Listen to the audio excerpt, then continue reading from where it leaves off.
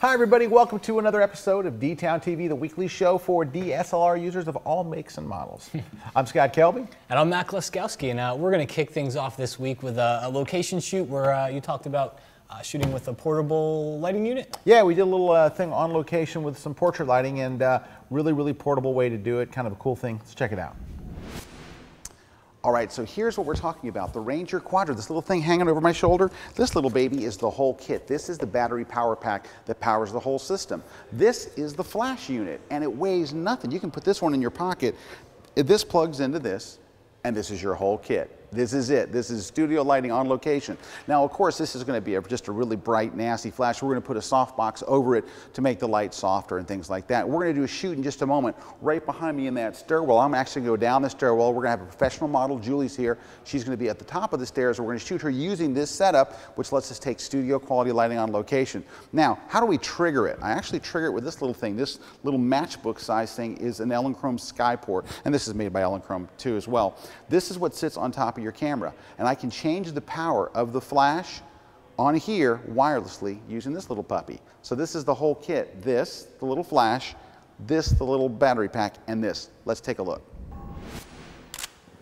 All right, so I'm down on the stairs. We have Julie up there at the top of the stairs, and Brad is actually holding the light stand up because I couldn't really find a good place on the stairs to put him. What I recommend is find an easier place to shoot than what I did today. You don't have to have Brad hold your light stand.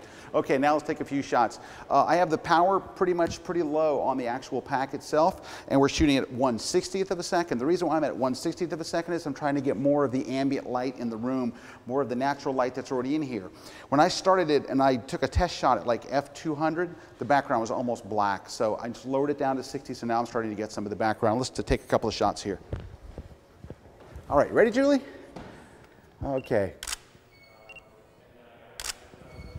All right, now, that's pretty much all there is to it. I'm not going to change the camera settings anymore. All I'm going to do is if I need the light brighter, I'll just hit the plus sign. If I need the light darker, I'll hit a minus sign. If I want to run a test flash, I can do that from here too. Everything is now controlled by this little unit on the top of the camera, so I don't have to mess with the camera settings anymore. The whole thing's done wireless, and it's really easy to do. That's pretty much the whole setup. Well, thanks, Scott. Thanks. You're welcome.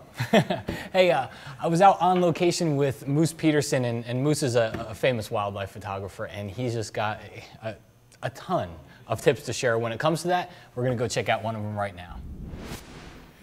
Well, everybody, we're here on location again. What location? That's we're here at Upper Tampa Bay Park, actually, right here in Tampa, curiously enough. Anyway, I'm here with wildlife photographer Moose Peterson, and Moose has got another tip for us.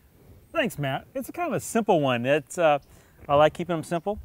Most people, when they turn on the camera, there's a little ridge on the shutter release here that they kind of think is the turn the dial knob. Yeah. Actually, it's a post. It's put there so you rest your finger. People tend to fire the camera like this. Yeah. That starts the Shakes whole the camera. Yeah, and this is where you're supposed to rest your finger to roll it to fire the camera. It's like this very obvious thing, and I point out to people, and I tell how it works, they go, and the light bulb comes on, and all of a sudden their images get sharper. It's such a minor thing, yet it makes a huge difference in the end result. So I love this guy. This little post is simply to roll your finger. I thought it was the on-off switch. Well, I mean, I thought it was there for the on-off switch. Yeah. Hey, cool, man. Great tip. Yeah. Sharper pictures, and sharper pictures equals better pictures. And you've already paid for it. It's like nothing additional. Yeah. Cool. Hey, website, moosepeterson.com/blog. Cool. And you got courses on KELBY training. People want to find out more. I have courses on KELBY training and all over the place in NAP. Great people, great learning. It's not just Photoshop, photography too. Cool. Thanks for coming on. Thanks for having me. We'll see you again soon. Name of the game is to fill the frame. You snooze, you lose. The camera looks both ways. See eye to eye. And my all-time favorite photo philosophy, raw rules. Yeah. Hey, I'm Rick Salmon, and I'm teaching a class here on KELBY Training. It's called Exploring Digital SLR Photography. Now, I have some good news and I have some bad news. The bad news is I've made every single mistake humanly possible when it comes to digital SLR photography. The good news is all those mistakes have helped me to become a better photographer and I hope a better instructor.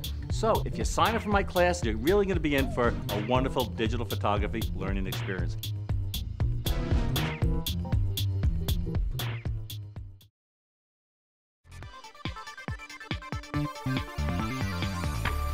Oh, hey everybody, we are back, and we're here with Brad Moore. Brad is our D-Town technical editor, which means he tells us when we're doing things wrong.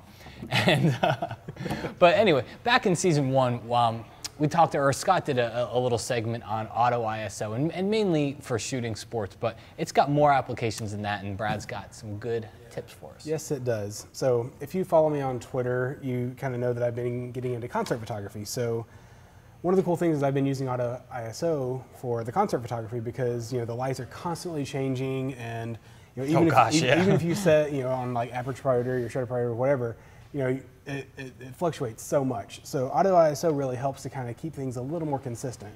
So personally what I do is I turn it on, and like on a D3S or a D700, I'll set the top ISO to maybe, you know, 6400, because you can get away with that on those cameras. Mm-hmm. And then I'll set the shutter speed to something good like, you know, maybe 1/250th of a second. And that way, you know, things stay in register and everything stays pretty sharp. It's not too blurry or anything. Yeah. And then I'll do that for, you know, the first part of my shooting so that I get kind of the safe shots. And then I like those, you know, as we said a couple episodes, the artistic blurry shots. You know, I like to, you know, kind of blow things out and go blurry. So at that point, I'll turn it off and, you know, kind of manually meter. Well, so. can I jump in, because we'll take your auto ISO tip and I'll just hone in on it. Sure. But you bring up a really good point, which is, and it's something that we talked about in one of the shows as well, which is get the shot. Yeah, you know, you absolutely. turn on auto ISO, get the shot, get the sharp shot, and then start to experiment a little if you can. But the most important thing is you want to make sure you get a sharp shot. After that, then you can start to tweak it a little bit. Because especially if you're there shooting for one of the bands, one of the artists, you know, they're not going to want blurry pictures of themselves to put on their website. You know, they don't care how artsy it looks or how cool or whatever. You know, they want people to be able to see who they are. Yeah. So, you know, get those shots first, and then play around after you've got the safe shot. Bring in some ambient and things like that. You can do a lot of neat things with it. Brad, thank you very much. Hey, so you mentioned if anybody was following you on Twitter. If we wanted to follow you on Twitter, where would we go? I am at Tweet. Sorry, I just tweeted. Be More Visuals, BMORE Visuals. So we'll put a little thingy up on the bottom of the thingy here. I'm also at right BeMoreVisuals.com, and hopefully by the time this goes up, I'll have a blog too. Ooh, you're telling everybody now. Yes. Right. Hey, Brad, thank you very much. We're going to jump to a very quick segment from Larry Becker. He's going to do one of his cheap shots. Cheap shots. Be right back. I've told you a couple of things about SB600s and why I like the less expensive speed lights. And then I showed you a little while ago that the SB600, you can add a flash sync port to it. Well, one of the other things that you might want to do is turn your flash into a slave flash, an optical slave. In other words, it fires when it sees some other light fire. It's a pretty common function in a lot of speed lights, and you might need it depending on the type of studio setup you have. Well, this doesn't have slave sync mode. And so as a result, it can't be fired optically. But if you get one of these adapters that I told you about a little while ago, it's a hot shoe adapter to add the flash sync port to this unit. Well, for about $12 from a company called Flash Zebra, you can plug in this optical trigger. And those two devices together will turn this into an optical slave. I know it seems kind of cobbled together, but it does add those high-end functionalities to a less expensive speed light. All right, thank you, Larry, for that cheap shot segment. It's kind of funny because if you look at the D-Town TV website, people, when Larry's not on, people are actually going, where's Larry's cheap shots? Oh, yeah.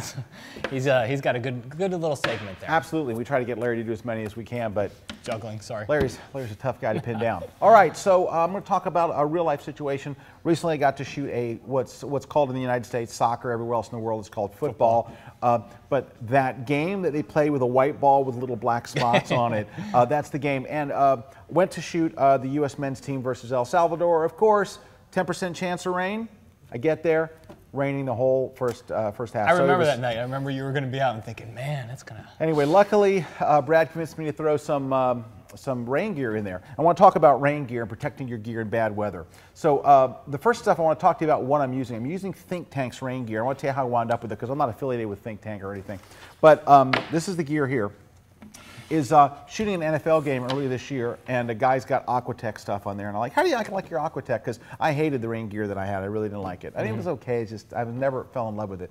He's like, I don't like it either. So he wasn't happy with his stuff, but he goes, but I'm going to get the new stuff from Think Tank. I heard that's really great. And I was like, Think Tank, I love Think Tank. Got back to my office the next day, ordered this. Well, I got a chance to use it at the soccer game. And here's what it is. It is this cover. So what you're going to do is, to use it, I'm going to kind of install it. Step one, Matt already did. Remove your lens hood. That helps. There's a zipper, all right, so I'm going to unzip this. And you can kind of see inside a little bit. But it's this cover. It looks kind of awkward sitting here until you get it on your camera. So inside here, there's a little strap that holds your camera strap. So you don't have to take your camera strap off. You take your camera and you turn it upside down and face it towards the clear side. So the clear side is towards you guys, all right? And then your lens goes through this little slot in the back. Then you're gonna go back and re-zip it up, all right? So that's so far so pretty easy. Now, there's a little strap inside that holds it to your camera. I'm not gonna do that for right now, but there is a little strap that holds it on the inside. Then what you're gonna do here on this part of the lens is now I'll put this back on. Maybe. Maybe.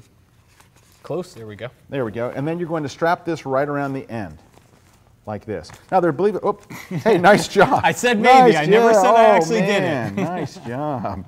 All right. I did say maybe. Step one is to do a better job on putting the lens hood on than Matt just did. All right, and then this Velcro's right on there. So it's nice and snug. Now, you're thinking, man, this looks really unwieldy. Actually, it really, really works well. There's one more step that you're gonna have to do that I'm not gonna do here, is you're gonna take the eyepiece off the back of your camera, and they actually come with their own eyepiece right here that screws on in its place. And there's even a little eyepiece holder here. So this little thing is gonna screw on outside, because you have to have that clear plastic thing where you can look through. Yeah. So that works really, really well. There's also a cover in the front that comes out. It just pops out right here to cover the front. So if like it's halftime or something, you just want to cover this up. That way it doesn't get messed up as well. Let me put this back inside real quick. Now, a little shower cap. It's like a little shower cap for your lens. Thank you, Matt. Okay, so now once you have it installed, and yeah, I kind of rushed through the installation process, but I'll show you. You're going to put one hand inside here, and that's going to control the camera. Let's put it actually the way you would actually shoot, not firing your camera upside down. I have done a beautiful job with this. Hold on. There we go. All right, one hand goes through here. This hand actually holds the camera and your fingers on the shutter button. Then there's a little hole for your other hand. So now you can change your zoom amount. So you're basically going to work like this. The back of the camera is open and clear, so you can see your LCD, you can make your changes and stuff. And there's a little pop-up window here in the back if you want to keep this closed or open. See how this is going to fit right over there where your eyepiece fits through there? You can keep that closed or open because it is an open slot. And then you're just going to work like this. The nice thing about it is it looks funky, but it completely keeps your camera absolutely dry. It's very, very comfortable. It's lightweight, and you can just fire it right through here. Well, if I had a card in there, it would fire. So we'll just make that sound. Okay, so that's the Think Tank rain gear. This is, the stuff that I've used, the stuff that I've talked to other photographers about, this seems to be the one that everybody's really, really jazzed about. They make it in different sizes and stuff, so make sure you tell them what size lens you're going to be shooting with. But that's the Think Tank rain gear. Really, really great stuff. You can tell it's made by photographers. Definitely. Hey, as you know, we like to give you guys a little bit of inspiration every week. So you got somebody this week? I actually do. He's a concert photographer. His name is Todd Aoyung. I'm not certain if I'm pronouncing that right, but we're going to bring up his web address right here. And he's a concert photographer. He's got really, really great stuff. And since we had Brad on earlier talking about shooting concerts tonight, so we thought it'd be a perfect one. Go check out his work. Really, really cool stuff. And that's it for this week. That wraps it up. Hey guys, thanks for watching. Make sure you stop by our website. It's over at kelbytv.com/dtown. You can leave us a comment, let us know what you think, only if it's good things. And we delete the bad stuff. And but let us know what you want to see on the show and any ideas you have. And we read every single comment, so we take them really seriously. Drop in there and give us your ideas and stuff that you want to see us cover on the show as well. Well, that's it for this show. I'm Scott Kelby. I'm Matt Kloskowski. We'll see you again soon.